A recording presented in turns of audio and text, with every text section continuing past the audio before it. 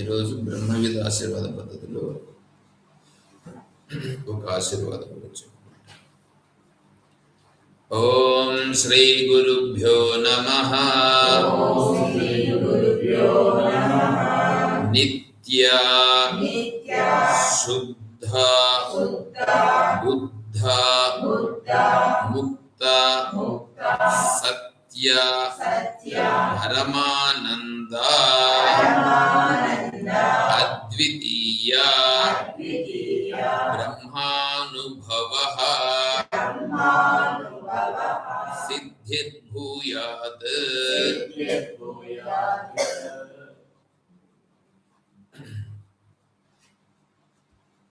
బ్రహ్మవిధ ఆశీర్వాద పద్ధతి పూజ్య శ్రీ విద్యారణ్య స్వామి వారు రచించినారు. దీని గురించి మనం ఇప్పుడు చెప్పుకోనున్నాం. బ్రహ్మజ్ఞానావళి మాల గురించి కూడా చెప్పుకోనున్నాం. బ్రహ్మజ్ఞానావళి మాల చెప్పినామే, అది నేను చాలా తక్కువ స్థాయిలో చెప్పినాను.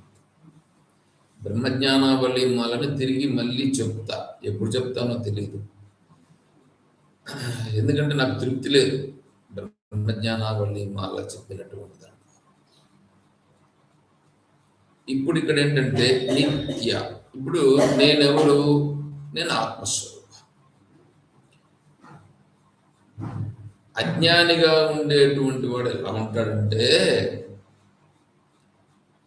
ఈ శరీరమే నేననే భావనలో ఉంటాడు.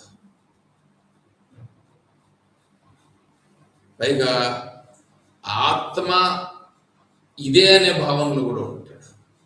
వాడికేం తెలీదు ఆత్మ అంటే ఏంటి, ఆత్మ అంటే ఏంటి అనే విషయాన్ని తెలుసుకునే దానికి ప్రయత్నం చేస్తాడు సాధకుడు. ఆత్మ అంటే ఏంటో తెలుసుకుని ఆత్మ భావనలో ఉంటాడు జ్ఞాని. జ్ఞాని ఈ శరీరం ఎందుకు వచ్చింది, ఎలా వచ్చింది, ఏంటి దీని పరిస్థితి అనేటువంటి విషయాన్ని అంతా ఆయన బాగా స్పష్టంగా అవగాహన అయ్యి, ఏందో జరుగుతుంది ఇది, కలలో స్వప్నైపి జాగ్రత్త అవస్థావపి అని ఉపనిషత్తు చెప్తారు. జాగ్రత్త అవస్థాదపి, ఈ జాగ్రత్త అవస్థ ఇదంతా కూడా స్వప్నం అని చూస్తాడు. భాగవతంలో చెప్పింది దీర్ఘ స్వప్నమిమం విద్ధి దీర్ఘం వా చిత్త విభ్రమం. అంటే దీర్ఘ స్వప్నం, మనం పడుకొని నిద్రపోతే కళ కొంచెం వచ్చిపోతుంది. అది కళ వచ్చినప్పుడు ఇది కళ అని మనకు తెలీదు. కళలోనే మనం ఉంటాం, ఇదే సత్యం అని అనుకుంటూ ఉంటాం. తర్వాత ఉదయం నిద్రలేస్తాం, ఉదయమో లేదా మధ్యాహ్నం ఎప్పుడో పడుకొని, ఎప్పుడైనా రావచ్చు కళలో. నువ్వు పడుకొని నిద్రపోతే కళ వస్తాయి. కళలో నుంచి లేచిన తర్వాత మళ్ళీ ఈ ప్రపంచం కనిపిస్తుంది. ఈ ప్రపంచాన్ని చూస్తూ ఉండేది, కళ ప్రపంచాన్ని చూస్తూ ఉండేది ఇక్కడ ఎవరు అనేటువంటిది ప్రశ్న వస్తుంది. అంటే వీడికి ఎవరికి రాదు ఇదంతా. ఒక సాధకుడికి మాత్రమే, ఉత్తమ సాధకుడుగా ఉండేవాడికి వస్తుంది. ఇప్పుడు కళను గంటా ఉండేది నీ మనస్సే. తర్వాత ఈ ప్రపంచాన్ని చూస్తూ ఉండేది కూడా నీ మనస్సు ఇంద్రియాలతో కూడి చూస్తావు. అవ్యక్తాహి అంతస్తు స్ఫుట ఏవ చే బహి కల్పిత ఏవతే సర్వే విశేషాస్తి ఇంద్రియాంతరే. నీ మనస్సు ఇంద్రియాలు రెండూ కలిసి ఈ ప్రపంచాన్ని చూపిస్తున్నాయి. నిజంగా ఈ ప్రపంచం అనేటువంటిది అక్కడ లేదు. అక్కడ లేదనంటే అక్కడ ఉండేటువంటిది ఏది ఉందో అది ఉంది, స్వతహాగా ఉంది. స్వతహాగా ఉండేదాన్ని నువ్వు ప్రపంచం అంటున్నావు. ప్రపంచం అక్కడ లేదు, నువ్వు ప్రపంచం అని అంటున్నావు. తర్వాత ఇక్కడ శరీరం అనేటువంటి దాన్ని యాక్చువల్గా లేదు, ఇది శరీరం అని నువ్వు అంటున్నావు. ఇది జ్ఞాని చెప్పే మాట, ఇది శరీరం అని. దీన్ని ఇది శరీరం అని అనేది ఎవరు అంటే మనస్సు ఇంద్రియాలు కలిపి ఇవి రెండు ఏం చేసినాయంటే ఇదే నేను అనే అంత స్థితికి తీసుకొచ్చేసిన. అజ్ఞాని దీనిని గురించి తెలుసుకోలేడు. అందుకే ఉపనిషత్తు ఏమన్నది, స్వప్నేపి జాగ్రత్త అవస్థ. ఈ జాగ్రత్త అవస్థ ఏదుందో ఇది కూడా కలయే, ఇది కూడా కలయే. ఈ కళలో నేనేం చేస్తున్నాను అని ఉంటాడన్నమాట జ్ఞానం. ఈ కళ్ళ ఏం చేస్తాడు? ఎవరైనా కళ్ళ ఏం చేస్తారు? కళ్ళ ఎందుకు జరుగుతుందో చూస్తారు. కానీ ఈ అజ్ఞాన పురుషులుగా ఉండే వాళ్ళు ఏం చేస్తారంటే దీనినే పట్టుకొని ఈ శరీరంతో నేను ఏమేమో చేయాలని పట్టుకొని ఈ శరీరానికి సంబంధించిన వాళ్ళందరినీ పట్టుకొని వాళ్ళతో అంతా కలిసి ఎందెందో కళ్ళమిద్దమంతా చేసేసుకుంటారు. అది సంపాదించాలి, ఇది సంపాదించాలి, ఎందెందో వాళ్ళ ఊహాపోహలు ఇవన్నీ ఉంటాయి. జ్ఞానిగా ఉన్నటువంటి వాడు ఇదంతా దీర్ఘ స్వప్నమని చూచి నేను ఇది కాదు, నేను నిత్య శుద్ధ నిత్యము. నిత్యం అంటే అనిత్యము కానిది. నిత్యము అంటే పాజిటివ్గా చెప్పింది కాదు. వేదాంతం అనేది నాకు పూజ్య శ్రీ బ్రహ్మానందగిరి స్వామి వారు చెప్పినటువంటి వేదాంతం నాకు చాలా బాగా నచ్చింది. అంటే వేదాంతంలో ఉన్నటువంటి దాన్ని చాలా స్పష్టంగా చెప్పేశారు. ఎట్లంటే ఇప్పుడు మనం షర్ట్ వేసుకుని ఉన్నాం, షర్ట్ మీరు బ్లౌజ్ ఏదో వేసుకుని ఉంటారు, పైకి చూసేదానికంతా కుట్లు బాగానే ఉండేటట్లు కానీ బాగానే ఏమనే మాత్రం కనిపించదు. కానీ దీనికి కుట్లు ఎక్కడ ఉంటాయి? లోపల ఉంటాయి, లోపల ఉంటాయి. అలాగే వేదాంతం అంతా ఏం చేస్తుందంటే నీకు తెలిసిన అర్థాన్ని చెప్పదు, నీకు తెలిసిన దానికంటే వ్యతిరేకమైనది. ఆత్మస్వరూపము నీకు తెలిసిన దానికంటే వ్యతిరేకమైనది. అది నిత్యం అని అన్నాడు. నిత్యం అని అంటే మనం ఏమనుకుంటాం? ఎప్పుడూ ఉండేది అని మనం అనుకుంటున్నాం. ఆహా, నిత్యం అంటే అర్థం ఏంటంటే ఎప్పుడూ ఉండేది అని కాదు అర్థం. నీకు కనిపిస్తున్నటువంటిది ఏదుందో అది అనిత్యం.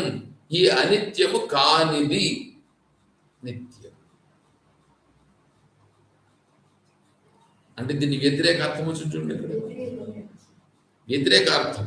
వేదాంతం ఎప్పుడు వ్యతిరేకార్థమే చెప్తుంది కానీ నీకు సరిపోయేటువంటి అర్థం చెప్పదు. ఎందుకంటే ఆత్మస్వరూపము నీకు డైరెక్ట్గా చూపించి చెప్పేదానికి వీలు కాదు. అందుకని ఆత్మ నిత్యం. నిత్యం అని అంటే నీకు తెలుస్తున్నటువంటిది ఏది ఉందో, నువ్వు ఏది నిత్యం అని అనుకుంటున్నావో అదంతా కానిది. నీకు భూతకాలం తెలుసు, భవిష్యత్ కాలం గురించి ఊహాపోహాలు చేసుకుంటున్నావు, ఇప్పుడు గురించి ఊహాపోహాలు చేసుకుంటున్నావు. ఈ మూడు కానిది. శుద్ధం, శుద్ధమైనది. శుద్ధమైనది అంటే శుద్ధంగా ఉండేటువంటిది ఏమి కాదు, అశుద్ధమైనది కాదు. అశుద్ధమైనది అంటే ఏంటి అనేది మళ్ళీ వస్తుంది. అశుద్ధం అనేటువంటిది ఏంటంటే నీకు ఈ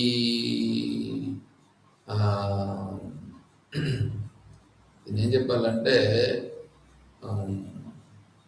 షడ్వికార రహితం, 6 వికారాలతో కలిగినటువంటిది. 6 వికారాలు అస్థి, జాయతే, వర్ధతే, ప్రణపతే, అపక్షీయతే, వినశ్యతే.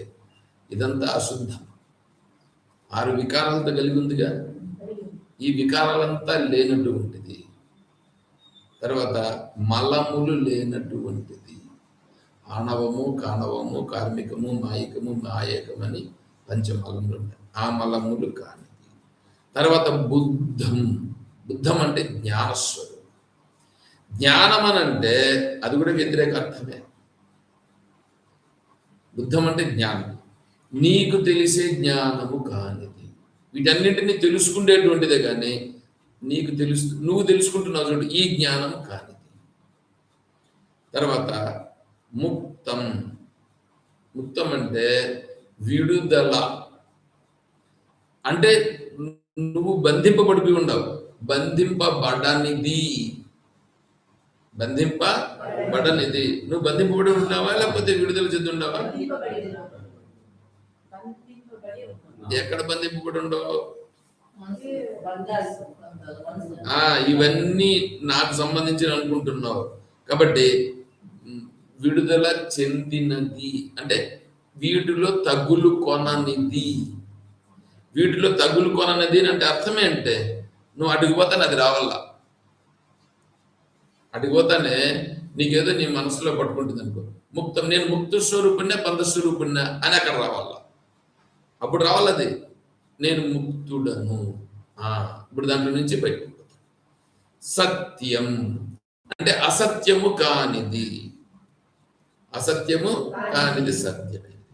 అది ఏది? పరమానంద. అది ఎటువంటిది? పరమానందమైనది. పరమాన్నం, పరమ అన్నం, అన్నంలో పరమ. ఆశ్రమంలో నాకు డౌట్ ఉండేది ఏంటంటే, ఎప్పుడన్నా ఆశ్రమంలో ఫంక్షన్ అంటే పాయసం, వడ, అంతే. అవి రెండే, ఇంక వేరే ఏముండవు. పరమాన్నము, వడ. వడ కూడా ఏది? ఉద్దివడ. ఉద్దివడలు, పాయసం. పాయసం అంటే బెల్లం పాయసం. బెల్లము, బియ్యము, దాంట్లో ఏదో చేస్తారు అవి ఆ పాయసం. దాన్నే పరమాన్నం అంటారు. మిగతావన్నీ పరమాన్నాలు కాదు. మిగతావన్నీ పరమాన్నాలు కాదు. సరే, ఇప్పుడు పరమ అంటే గొప్పదైనటువంటి ఆనందం అంటే నువ్వు పొందుతూ ఉండే ఆనందం ఏది ఉందో ఈ ఆనందం కానిది. ఈ ఆనందం కానిది అద్వితీయం. అద్వితీయం అని అంటే నువ్వు రెండవ దాన్ని చూస్తున్నావు, రెండవది కానిది. ఇవన్నీ చూడండి, ఎక్కడైనా నీకు పాజిటివ్గా ఫలానిది ఇది అని చెప్పినాడా? అంటే నీకు తెలిసిన దాన్ని ఏం చేస్తున్నాడు? ఇది కాదయ్యా, ఇది కాదయ్యా అని చెప్తున్నాడు. ఇటువంటి బ్రహ్మానుభవ సిద్ధిర్భూయాత్. అదయ్యా నేను, అది నువ్వు, ఆ స్థితి నీకు సిద్ధించుగాక అని ఆచార్యులు వారు